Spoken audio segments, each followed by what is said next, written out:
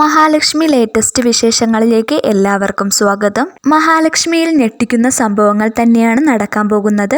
നമ്മുടെ കണ്ണനും മഹാലക്ഷ്മിയും കൂടി നേരെ മേഘനാഥനെ കാണാൻ വേണ്ടിയാണ് പോകുന്നത്. സാഗറിന് പിന്നിൽ കളിച്ചത് മേഘനാഥനാണെന്ന് നമ്മുടെ കണ്ണനും മഹാലക്ഷ്മിയും അറിയുന്ന നിമിഷങ്ങൾ തന്നെയാണ് നമുക്ക് ഇനി മഹാലക്ഷ്മിയിൽ കാണാൻ സാധിക്കുന്നത്.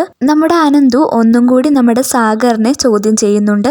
അപ്പോഴാണ് നമ്മുടെ സാഗർ പറയുന്നത് മേഘനാഥനാണ് എന്നെ ഇതിനെല്ലാം പറഞ്ഞു വിട്ടതെന്ന്. അങ്ങനെ നമ്മുടെ മേഘനാഥനെ കാണാൻ ഇരുവരും പോകുന്നുണ്ട്. മേഘനാഥനാണെങ്കിൽ നേരത്തെ മഹാലക്ഷ്മിയുമായിട്ട് ഒരു ചുറ്റിക്കളി ഉണ്ടായിരുന്നു. അതും നമ്മുടെ മഹാലക്ഷ്മി കണ്ണനോട് തുറന്നു പറയുന്നുണ്ട്.